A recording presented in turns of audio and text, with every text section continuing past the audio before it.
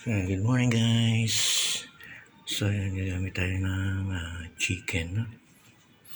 Tingnan natin mga ingredients guys. Gagamit tayo ng evaporada, yung malabnaw. So, isang rino guys. Ating carrots, patatas, no? Bell pepper, onion, at ang ating garlic. No? So, ayan guys. Huwag nyo kalilimutan yung rino. No? So, gamit tayo ng, siyempre, oil. And pickles. Pickles.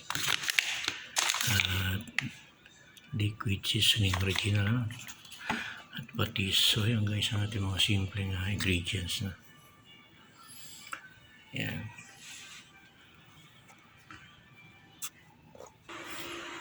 So, yun guys, na-open na natin yung ating rino. Tsaka yung ating ebab, no? So, yun guys, ang ating ingredients. Simple ingredients na. So, yun. Okay.